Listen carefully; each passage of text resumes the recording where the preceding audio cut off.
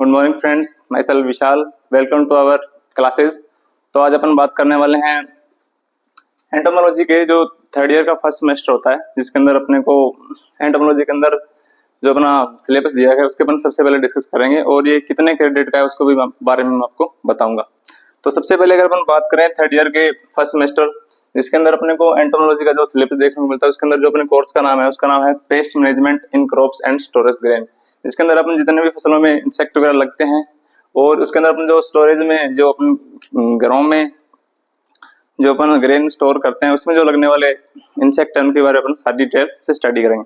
तो सबसे पहले अगर हम बात करें इसका क्रेडिट कितना होता है, तो क्रेडिट की बात करें तो उसका क्रेडिट अपने को दिखता है 3, जिसमें से 2 जो है मेनली अपने को थ्योरी में और 1 क्रेडिट अपने को प्रैक्टिकल में मिलता है।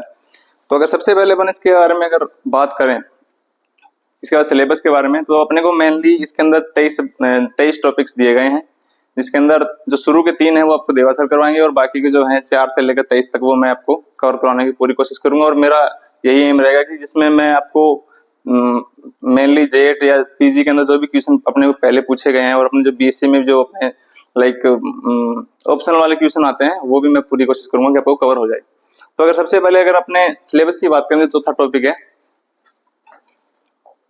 उसका अपना का नाम है जो अपने पॉलीफेक्स पेस्ट है उसके बारे में है, जिसके अंदर अपने को पॉलीफेक्स इंसेक्ट पेस्ट के बारे में अपने को पढ़ना है।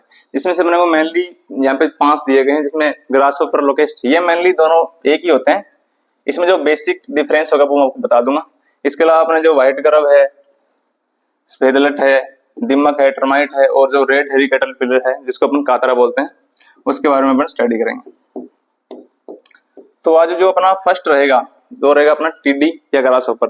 टीडी और ग्रासहोपर में बेसिकली ज्यादा कोई अंतर होता नहीं है, जो होगा वो मैं आपको बता दूंगा कि किस टाइप से इसमें कलर का डिफरेंस होगा या फिर बाय द वे में जो फूड प्रोसेस होगी उसका डिफरेंस होगा, और ज्यादा कोई डिफरेंस है नहीं। तो अगर अपन सबसे पहले बात करें आज तो अपने लोकेस्ट जिसको अपन टीडी बोलते हैं। मेनली टीडी अपने को पता है कि ये एक इंटरनेशनल पॉलीफेक्स पेस्ट है जो अपने सभी फसलों को खाता है और ये सबसे ज्यादा फसलों को नुकसान पहुंचाता है। सबसे बड़ी बात यह है कि हर साल नहीं लगता, इसलिए अपने को नुकसान इससे कम देखने को मिलता है, क्योंकि हर साल लगता तो शायद अकाल टाइप ही पड़ जाता। तो अगर अपन इसकी बात करें बेसिक की, तो सबसे पहले अपन इसके अंदर बेसिक को कवर करते हैं, जिसके अंदर अपन पढ़ते हैं पहला इसका साइंटिफिक नेम। अपने को 12th तक इसका एक साइंटिफिक नेम बताया गया था जो सबको बताया और कॉमन भी है, जो अपने को सिस्टोसर्का ग्रेगेरिया बताया गया। लेकिन अपन जब बीएससी को टच करते हैं तो वहां पे अपने को 3 टाइप के अलग अलग जो टीडियां देखने को मिलती है। इसके अलावा एक चौथी टीडी भी होती है जिसको अपन रेड लोकेस्ट बोलते हैं। तो अपने सबसे पहले इसकी बात करें साइंटिफिक नेम की, जो अपने 12वीं को टच करते देखते हैं, तो उसमें इसको साइंटिफिक नेम बताया गया सिस्टोसर्का ग्रेगेरिया। और इसके अलावा जिसके अपन बात करें ऑर्डर की, तो उसका ऑर्डर होता है ऑर्थोपटेरा, और इसके अपन बात करें फैमिली की तो उसको होती है एक्रिडिडी। ये तो होगी इसकी बेसिक बात। इसके बाद अपन इसके बात करते हैं इसका इंट्रोडक्शन। अगर इसके अपन इंट्रोडक्शन की बात करें तो अपन सबको पता है कि ये एक इंटरनेशनल पॉलीफेक्स पेस्ट है जो लगभग 70 देशों के अंदर नुकसान पहुंचाता है और इसकी अपने को 5000 से ज्यादा प्रजातियां देखने को मिलती हैं। और मेनली इसकी जो 9 प्रजातियां ऐसी है, जो 9 स्पीसीज ऐसी हैं जो अपने को नुकसान पहुंचाती है खेतों में, जिसके अंदर 3 तो मुख्य है। जैसे अपने मेनली देखें 3 जो इंडिया में पाई जाती है और बाकी देशों में पाई जाती है जो नुकसान पहुंचाती है। अगर इसके अपने सबसे पहले बात करें जो नुकसान पहुंचाने वाली है, तो सबसे पहले इसकी बात करते हैं हम डेजर्ट लोकेस्ट की, रेगिस्तानी टिड्डी। ये टिड्डी सबसे खतरनाक होती है और इसका अगर बात करें अपन साइंटिफिक नेम की, तो उसका साइंटिफिक नेम होगा सिस्टोसर्का ग्रेगेरिया। और जो लगभग 70 देशों के अंदर 3 करोड़ जो वर्ग मीटर का एरिया है उसके अंदर ये क्या करती है, नुकसान करती है। और अगर इसके बाद दूसरे की बात करें अपन, तो दूसरा होता है अपने मैग्रेटेरिया प्रवासन टिड्डी, जिसका नाम अपने साइंटिफिक नेम की बात करें तो उसका नाम होता है लोकस्टा मैग्रेटेरिया। और ये क्या पाई जाती है अपने राजस्थान और मेनली गुजरात में पाई जाती है और इसकी 1 साल के अंदर अपने को कई पेड़ियां देखने को मिलती है।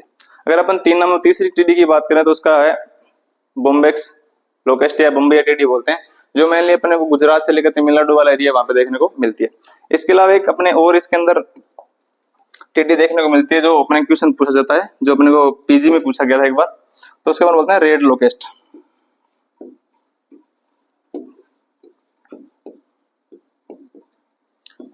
लाल टिड्डी जिसको अपन हिंदी में बोलते हैं।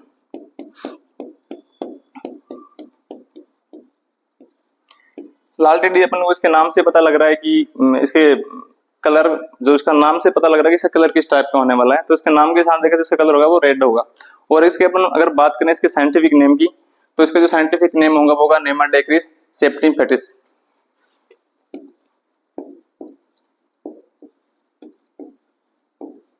नेमाडेक्रिस,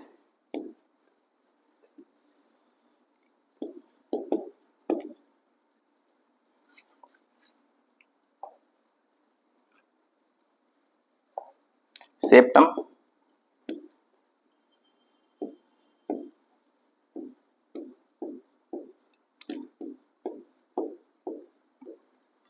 ये तो होगी अपने मेनली टीडी कितने टाइप की पाई जाती है और उनके कौन कौन से साइंटिफिक नेम है और उनके जो नॉर्मल कैरेक्टर है वो क्या क्या है। इसमें अपने को सबसे पहले अपने देखा जो रेगिस्तानी टीडी है जिसको अपन डेजर्ट लोकेस्ट बोलते हैं वो सबसे खतरनाक होती है और वो सबसे ज्यादा नुकसान पहुंचाती है और वो लगभग 70 देशों के अंदर अपने को देखने को मिलती है। इसके अलावा अपन बात करें प्रवासी जिसको अपन मिग्रेटोरी लोकेस्ट बोलते हैं जो अपने मेनली राजस्थान और गुजरात के अंदर देखने को मिलती है और इसकी कई स्पीसीज एक साल के अंदर पाई जाती है। इसके बाद अपन बात करें जो बम्बई टीडी है जो अपने मेनली गुजरात से लेकर तमिलनाडु वाले एरिया तक पाई जाती है और एक जो लास्ट अपन पढ़ी है रेड टीडी या लाल टीडी जिसको बोलते हैं अपन, उसका ये साइंटिफिक नेम है। जो ये क्वेश्चन एक बार पीजी में पूछा गया था इसलिए मैंने आपको ये कवर करवा दिया। इसके बाद अपन नेक्स्ट बात करें तो इसके नेक्स्ट बात करते हैं अपन फेज थ्योरी। फेज थ्योरी क्या होती है और इसको कैसे मतलब दिया, किस साइंटिस्ट ने दिया और किस बेस पे दिया, अपन उसकी बात करेंगे। तो फेज थ्योरी को देने वाले एक साइंटिस्ट थे जिनका नाम है यू राव। अब उन साइंटिस्ट के अगर नाम की बात करें तो उनका नाम है यू राव और उन्होंने दी थी 1921 में।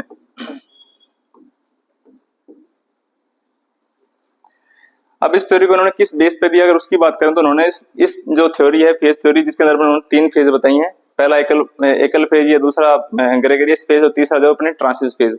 इनका देने का जो मेन रीजन है उसके है जो फूड रिसोर्सेज है, भोजन कितना इनको मिल रहा है, इनको कितना फूड मिल रहा है उसके बेस पे इनको दिए। जैसे अगर मान लेते हैं कि जो अपने फर्स्ट जो अपनी इन्होंने बताया स्टेजेस को अपन बोलते हैं सोलिटरी फेज या जिसको अपन बोलते हैं एकल अवस्था। एकल अवस्था के अंदर क्या होता है कि बेसिकली जब अपन इनके खाने के लिए भोजन या इनके लिए जो फूड रिसोर्सेज होते हैं उनकी अगर कमी होती है तो उस कंडीशन में अपने को किस प्रकार की अवस्था पाई जाती है, तो उस कंडीशन के अपने को पाई जाती है एकल अवस्था जिसको अपन सोलिटरी फेज बोलते हैं। अब सोलिटरी फेज में क्या होता है कि मेनली खाने को जो रिसोर्सेज होते हैं वो कम होते हैं जिसके कारण क्या होती है जो टिड्डियां होती है वो झुंड में नहीं रहती है, अलग अलग रहती है और अलग अलग रहने के कारण ये क्या करती है अपने को नुकसान भी कम पहुंचाती है। अलग अलग रहेगी तो नुकसान कम पहुंचाएगी और इनका जो इनके जो अपन निफ होते हैं अपन सबको पता है कि इसके अंदर 3 फेज पाई जाती है जिसके अंदर अपने एक जो सेकंड वाली फेज है उसको अपन निफ बोलते हैं और जो निफ होता है जिसको हिंदी में अपन शिशु बोलते हैं। इन शिशुओं की क्या होती है कि जो इनका जो करेक्टर या इनका जो अपन बात करेंगे व्यवहार या इनके बिहेवियर की बात करें तो वो क्या सिंपल होता है, इतना नुकसानदायक नहीं होती। और इसके अलावा अपन बात करें सेकंड फेज की तो सेकंड फेज होती है अपनी करेगी इस फेज जिसको अपन युथी अवस्था बोलते हैं। इस कंडीशन में क्या होता है कि इस कंडीशन में ये फेवरेबल कंडीशन होती है इनके लिए कि इसमें भोजन बहुत ज्यादा मात्रा में पाया जाता है। अगर भोजन बहुत ज्यादा मात्रा में पाया जाएगा तो क्या करेंगे ये सारे झुंड में रहेंगे और नुकसान ज्यादा पहुंचाएंगे और भोजन को भी ज्यादा खाएंगे। और इसके अंदर क्या होता है कि एक स्थान से दूसरे स्थान पर जिसको अपन माइग्रेशन बोलते हैं उसकी भी दर क्या ज्यादा होती है, एक स्थान से दूसरे स्थान पर जल्दी जल्दी जाते हैं भोजन उपलब्ध होने पर। इसके अपन बात करें इसके जो इसके अंदर जो अपने देखने को मिलते हैं जो निफ होते हैं, जो निफ होते हैं उनका कलर क्या होता है ब्लैक होता है। निफ के अंदर क्या कलर होता है वो ब्लैक होता है और उनके जो एडल्ट होते हैं, एडल्ट की बात करें उनका कलर किस टाइप का होगा, उनका कलर होगा येलो। उनका कलर अपने को येलो या पीला देखने को मिलेगा। इसके बाद अपन बात करें एक फेज आती है जिसको अपन बोलते हैं ट्रांसियस फेज। इस फेज के अंदर क्या होता है कि जब मान लो एक टाइम पे ऐसा होता है कि अपने को इनके पास खाने को भोजन नहीं होता है, लेकिन जैसे ही इनके लिए जो फेवरेबल कंडीशन आती है उसके अंदर क्या होता है कि ये इस फेज में चेंज होती है, मतलब सोलिटरी फेज से ग्रेगियस फेज में चेंज होगी, उस अवस्था को हम क्या बोलते हैं ट्रांसिस फेज बोलते हैं। और ये उनके लिए किस प्रकार की होती है, ये उनके लिए होती है फेवरेबल कंडीशन के अंडर होती है कि अगर उनके लिए भोजन की व्यवस्था ज्यादा होगी तो ये क्या होगी मतलब सोलिटरी फेज से ग्रेगियस फेज के अंदर चेंज हो जाएगी। इसके अंदर मेनली अपन फेज की बात करते हैं।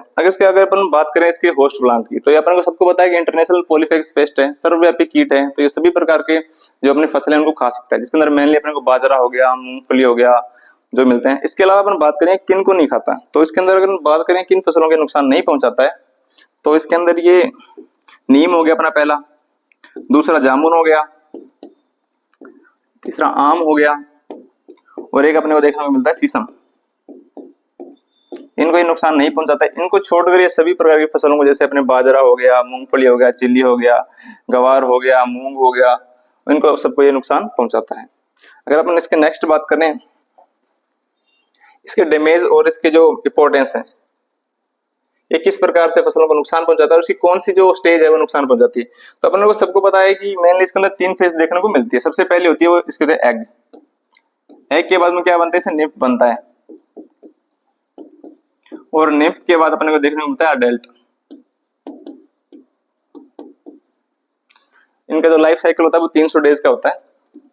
तो इसमें 3 फेज पाई जाती है, अपन 3 स्टेज पाई जाती है, पहले अंडा, फिर इसके निम्फ जिसको अपन शिशु बोलते हैं, उसके बाद अडल्ट, इनका जो वयस्क बन जाएगा। तो इसके अंदर क्या होता है कि इसके अंदर जो इसकी जो निम्फ और जो अडल्ट वाली स्टेज होती है वो अपने को डैमेज या हानिकारक अवस्था होती है जो फसलों को नुकसान पहुंचाती है।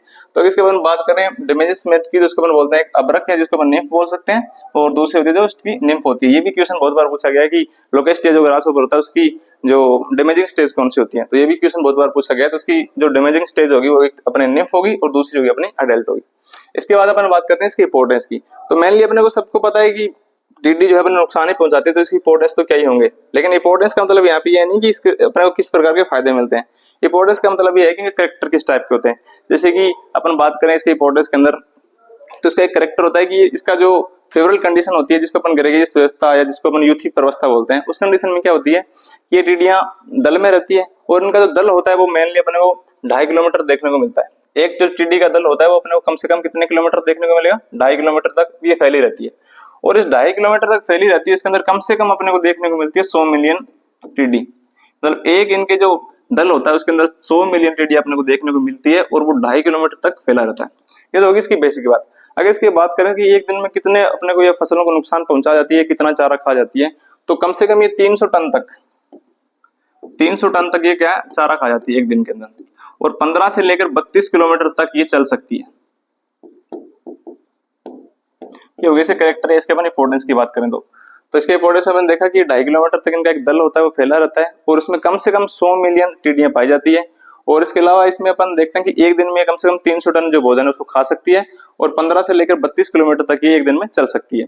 इसके अपन बात करें इसके लाइफ साइकिल की। अब लाइफ साइकिल में सबको पता है कि इसके अंदर 3 जो स्टेज पाई जाती है, जो मेनली तो इसका एग होता है, और जो दूसरी होती है इसकी निम्फ होता है, और तीसरा इसको एडल्ट होता है।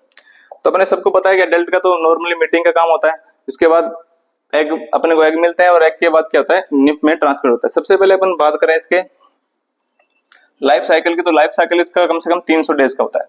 300 दिनों में इसकी तीनों व्यवस्था है वो प्रॉपरली विकसित हो जाती है, और नई एक फेज शुरू हो जाती है। इसके अपन बात करें इसका लाइफ साइकिल, तो लाइफ साइकिल इसका मेनली होता है वो 300 दिन का होता है।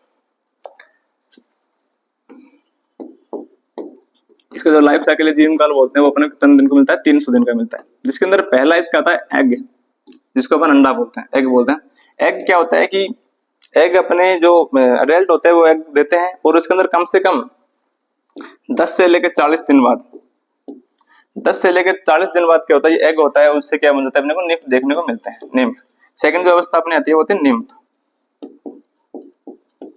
जो 10 से बाद 40 दिन बाद एग होते हैं वो निम्फ में चेंज होते हैं। और इसके बाद निम्फ क्या करते हैं, जो निम्फ होते हैं ये अपने 3 से लेकर 10 सप्ताह वीक्स के अंदर ये बदल जाते हैं अडल्ट में। इनका मतलब 3 से 10 सप्ताह बाद ये किसमें चेंज हो जाएंगे, अडल्ट में हो जाएंगे।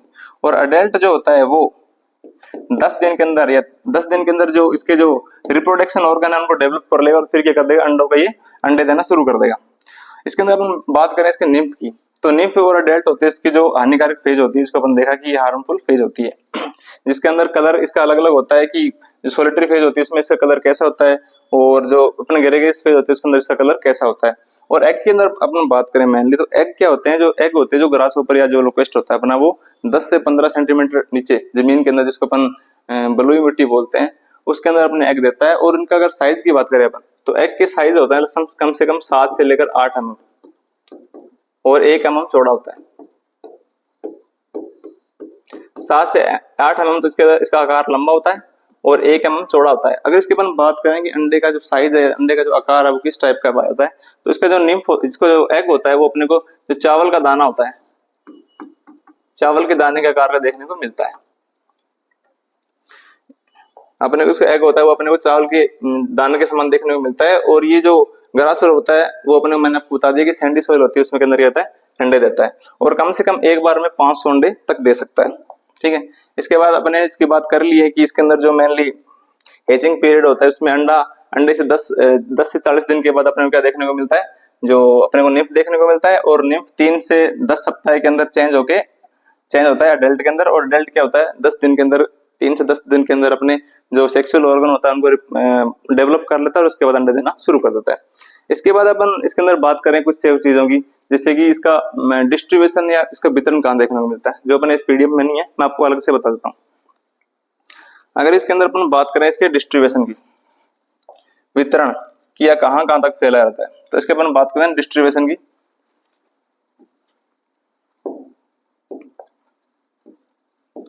डिस्ट्रीब्यूशन या इसका फैलाव कहाँ कौन कौन से देशों में पाया जाता है और कहाँ कहाँ तक, ये इंडिया में कहाँ पाई जाती है, और मतलब जो वर्ल्ड के अंदर कौन कौन से देशों में कहाँ कहाँ इसका फैलाव होता है।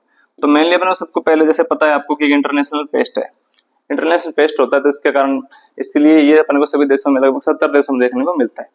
जो इसका वितरण अपन बात करें तो इसका जो वितरण होगा वो अपने को उत्तर पश्चिमी अफ्रीका से लेकर जो अपने सभी जो मध्य पूर्व के देश है वहां पे देखने को मिलता है, और इंडिया में अपनी मेनली बात करें तो अपने असम से लेकर केरल तक सब जगह देखने को मिलता है। तो अगर इसमें वर्ड के अंदर बात करें अपन, तो वर्ड के अंदर अपने को उत्तरी पश्चिमी, उत्तरी पश्चिमी अफ्रीका से लेकर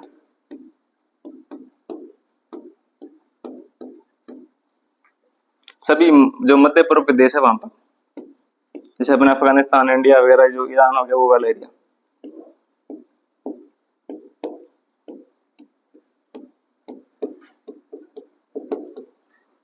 और अपन मेनली बात करें इंडिया में, तो इंडिया में अपने को ये आसाम से लेकर केरला तक देखने को मिलता है, मतलब इंडिया में हर जगह पाया जाता है। और मेनली जो इसका प्रकोप अपने को राजस्थान में ज्यादा देखने को मिला था लॉकडाउन के टाइम, आसाम से लेकर केरल तक। ये तो हो गया इसका वितरण की कहाँ कहाँ तक पाया जाता है, कौन कौन से देशों में ये नुकसान पाई जाती है।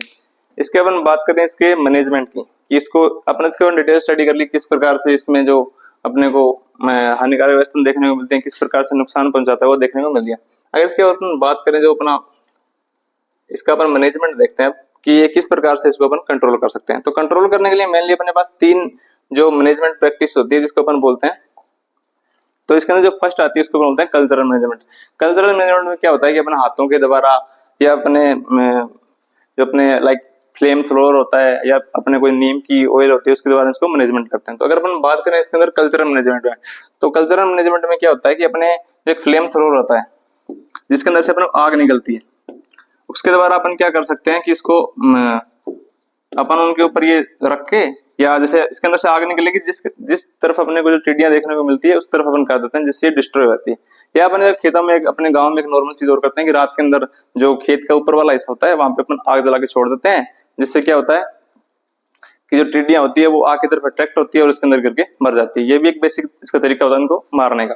इसके अलावा अपन बात करें जो नीम ऑयल होता है, निम्बोली जिसको अपन बोलते हैं, जो नीम का सीड होता है जिसको अपन निम्बोली बोलते हैं, उसके द्वारा भी अपन इसको छिड़काव करके 0.1% ऑयल का उसके द्वारा भी इसको अपन मार सकते हैं। इसके बाद अपन बात करें इसके बायोलॉजिकल मैनेजमेंट में। बायोलॉजिकल मैनेजमेंट में क्या होता है कि जो अपन अपने पास जो जीवित जीव होते हैं उनका यूज करके अपन इसको मारते हैं। तो अगर अपन बात करें बायोलॉजिकल मैनेजमेंट में, तो सबको पता है कि बायोलॉजिकल एजेंट में अपने को प्रीडेटर हो गया, उनके द्वारा अपन नुकसान, उनको द्वारा इसको अपन कंट्रोल करते हैं। तो इसके अंदर सबसे पहले बात करें बायोलॉजिकल मैनेजमेंट में, तो सबसे पहले अपने कहते हैं इंडियन जो मैना होती है, भारतीय मैना होगी, ये तिलियर नाम का एक पक्षी होता है जो क्या करता है इनको खाकर नष्ट कर देता है। इसके अलावा अपने पास एक बैक्टीरिया होता है जिसको अपन बताएं बेसिलस थ्यूरेंजेंसिस।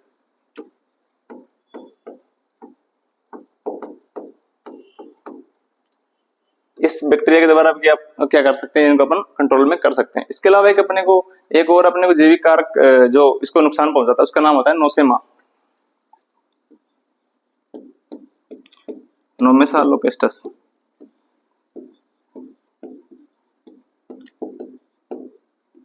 ये भी एक जैविक कारक होता है जो इसको क्या करता है, इनको नुकसान पहुंचाता है और इनको मार देता है। इसके द्वारा भी अपन इनका क्या करते हैं, मैनेजमेंट कर सकते हैं। इसके अगर बात करें अपन लास्ट में, तो इसका जो लास्ट वाला मैनेजमेंट होता है वो होता है अपना रासायनिक मैनेजमेंट या उसको केमिकल मैनेजमेंट भी बोलते हैं। केमिकल मैनेजमेंट के अंदर क्या होता है, अपने को मेनली ये देखने को मिलता है अपना इसमें सबसे पहले जो अपने को ये जो ट्रेंच वाल दिया गया है, अपने को क्वेश्चन पीजीएम में पूछा गया है कि जो ट्रेंच या नाली खोदकर जो अपने किस इंसेक्ट का अपन मैनेजमेंट करते हैं, तो उसके अंदर अपना आएगा ग्रास ऊपर या टिड्डा। तो ये क्वेश्चन भी पीजीएम में पूछा गया है। तो सबसे पहले अपन क्या करते हैं कि खेत के चारों तरफ अपन इसे नालियां खोद देते हैं जिसके अंदर टिड्डा गिर जाते हैं और उसके बाद अपन मार देते हैं। या इसके अलावा अपन एक लिंडेन चूर्ण, लिंडेन चूर्ण जिसको अपन BHC बोलते हैं, BHC, ये BHC क्या होता है अपन को डिटेल में स्टडी करेंगे जब अपन इसके अंदर देखेंगे ना कि कौन कौन से प्रकार के केमिकल पाए जाते हैं जिसके द्वारा तो अपन वो करते हैं, इनका मैनेजमेंट करते हैं। तो उसमें अपन देखेंगे कि BHC इसका पूरा नाम देखेंगे वहां पे कि क्या होता है, किस प्रकार से काम करता है, वो सारी चीजें बात करेंगे। इसके अलावा इसका अगर मैनेजमेंट देखें अपन तो इसके एक मैनेजमेंट और होता है जिसके अंदर अपन क्या करते हैं, जो अपने चावल जो गेहूं की जो भूसी होती है जिसको अपन बोलते हैं कि अपने को आटा निकालने का जो कुछ बचता है जिसको अपन हिंदी भाषा में अपने लोकल लैंग्वेज छाछ बोलते हैं, उसमें क्या करते हैं कि छाछ होती है जो गेहूं की भूसी होती है उसमें अपन उनका एक 95% पार्ट लेंगे, उसके अंदर अपन 5% क्या मिला देंगे, BHC या इसको अपन लिंडेन चूर्ण बोलते हैं, वो अंदर इसके अंदर मिला देंगे।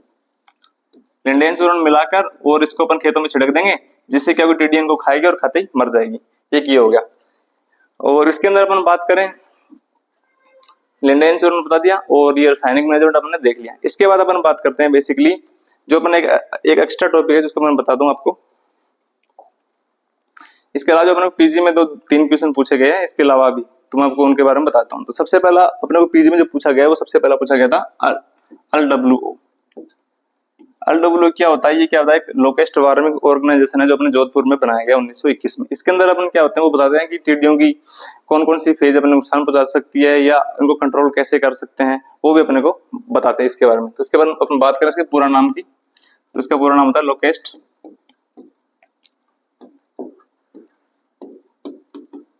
Warming organisation. और लोकेस्ट वार्मिंग ऑर्गेनाइजेशन इसकी स्थापना हुई थी 1921 में। तो ये क्वेश्चन पीजी में अपने को पूछा गया था, एक तो ये पीजी में पूछा गया था। इसके अलावा एक दो जो क्वेश्चन और पूछे गए थे मैं आपको बता देता हूँ। एक अपने को पूछा गया था टिम्पेनम के बारे में, टिम्पेनम, और एक पूछा गया था अपने को मूलर ऑर्गन।